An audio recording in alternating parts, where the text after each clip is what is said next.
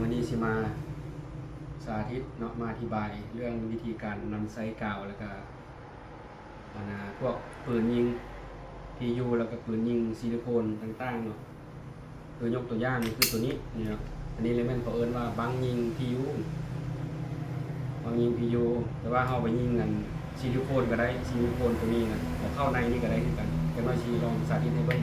เนาะอันนี้แม่นบังยิงกันซิลิโคนทั่วไปหรือว่า PU รอด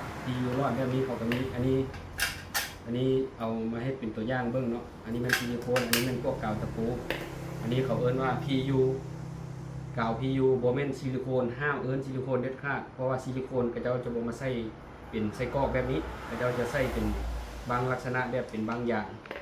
ห้ามเอิ้นคันเอาเป็นสร้างเอาตรงนี้เปลี่ยนนิสัยเนาะอันนี้เป็นบางยิง PU นี่นะ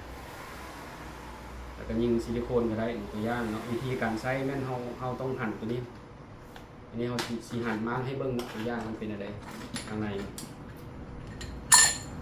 ซูมเข้ามาเลยนี่เนาะมันจะเป็นอันนี้เป็นกระบอกเป้าใส่คันแบบนี้นี่แห้งใส่แห้งเบิ่งว่าเฮาใส่หมดหรือบ่หมดแล้วก็กาวมันไปหรือบ่ไปเนาะอันนี้เฮาป้อนเข้าในนี้เนาะป้อนเข้าในนี้แล้วหั่นตัวนี้นี่ให้มันแน่นก่อนเฮาสิใส่หั่นตัวนี้มันแน่นรอดนี่นะแล้วเฮาบีบล็อกตัวนี้เลยดึงมันสุดเลยแบบนี้เนาะแล้วกาวเนี่ยเขาก็ป้อนเข้าไปทางเทิงนี้ป้อนเข้าไปทางเทิงนี้เลยป้อนเข้าไปแล้วเขายิงดันขึ้นมาในนึงนี่เปิดนี่ดันให้มันพ้นในนึงปั๊บแล้วเขาก็ตัด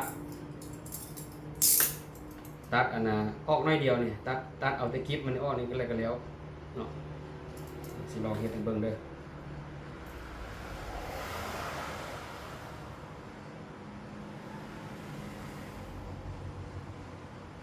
เห็นอยู่บ่น้อยเห็นลองเฮ็ดให้เบิ่ง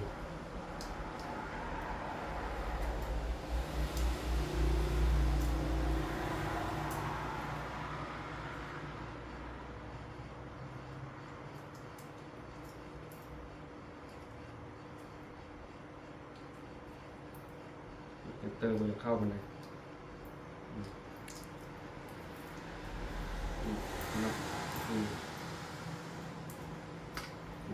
เอาตัดสักนิดบ่ต้องตัดหลายนะตัดสักนิดเพราะถ้ามันแข็งมันก็สิแข็งน้อยเดียวแล้วเราก็เอาเล็กมันยังมาเคี่ยวออกแล้วเราก็เอาปลายที่มันแข็งมาใส่นี่ใส่นี่แล้วเราก็อัดนี่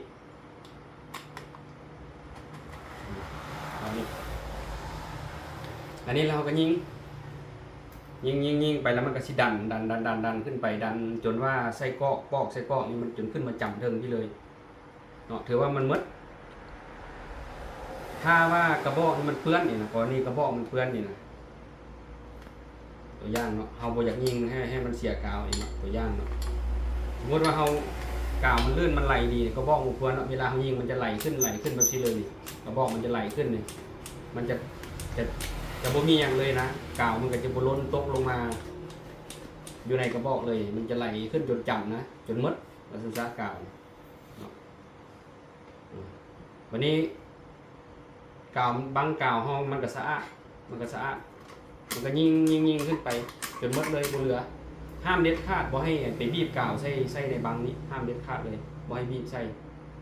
ตอนนี้แบบเฮาตัดแบบนี้เนาะมันเฮาใส่บ่เบิดนี่เนาะเฮาก็เอาสก๊อตมาติด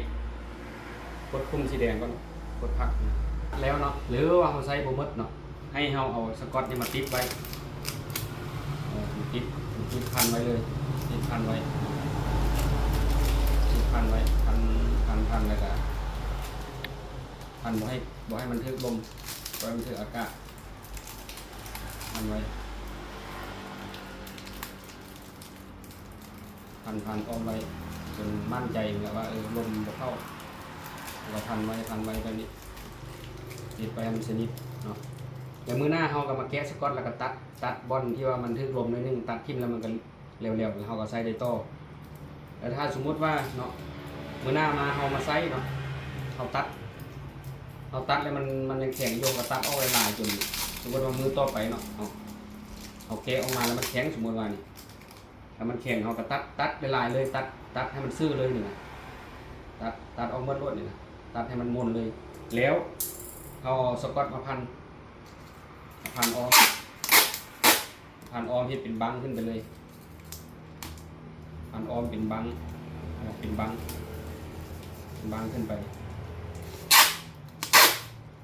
พันออมเป็นบังขึ้นไปพันออมเป็นบังครับพันออมเป็นบังแบบนี้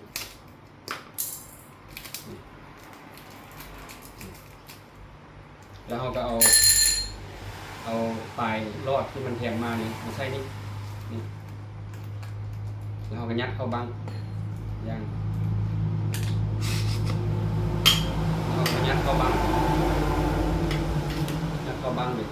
แต่วันนี้กาวมันกับบุเปื้อนทึกอันกระบอกนี้เนาะแล้วเราก็เอาปลายรอดยางนี่ปลายปืนนี่มาใส่นี่แล้วก็อัดฝา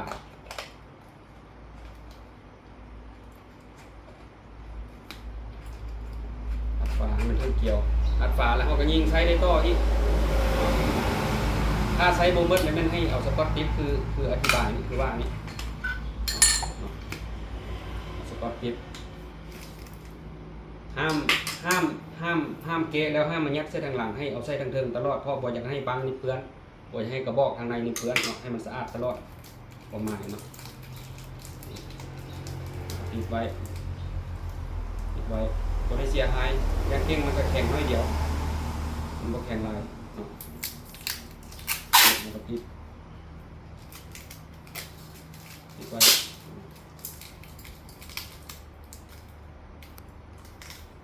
เขาเป็นสร้างเขาตรงนี้เครื่องมือมีบางสร้างบางคนนะมีแคตเตอร์กับบุมีบยอมซื้อ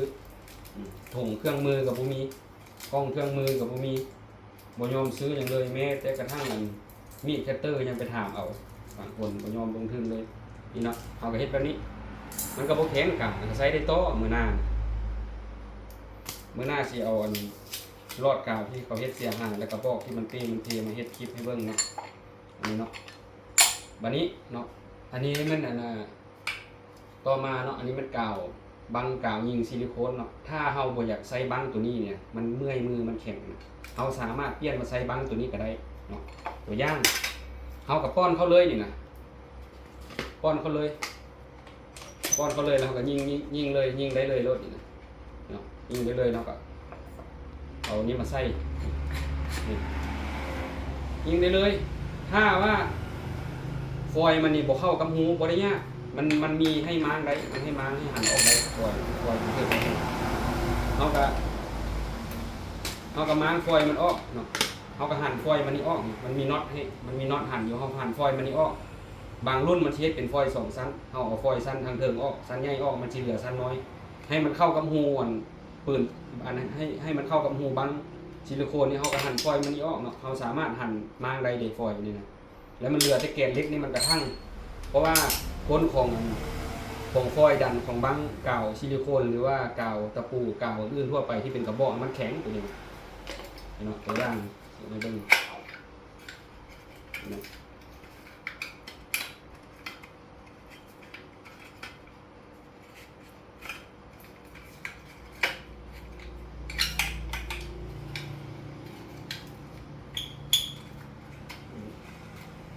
สุดตรงนี้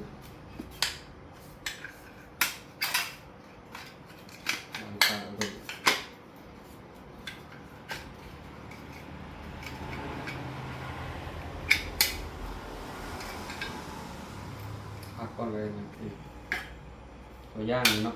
นี่มันจะแข็งนี่นะก้นของกาวนี่แต่เลยฉะนั้นเฮาเอาฟอยล์นี้ออกปึ๊บแล้วมันดันเข้านี่เลยนี่ดันเข้าเลยยิงม้อนมืออีกคันเฮาใส่กาวอันกระบอกกาวพียูนี่นะมันใช้ง่ายนุ่มมือเฮาแล้วก็บ่เมื่อยมือเฮามันแข็ง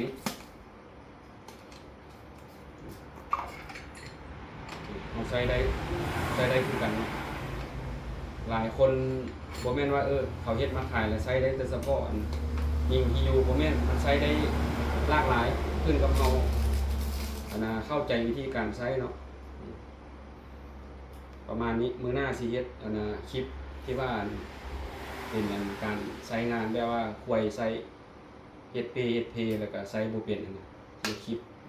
ควยสร้างควยใช้เนาะแต่ว่ามื้อนี้ขอจบคลิปลงเท่านี้เนาะถ้ามีผิดพลาดอันใดก็ขอโทษขออภัยเด้อแล้วก็ฝากกดไลค์กดแชร์กดติดตามเนาะขอบใจ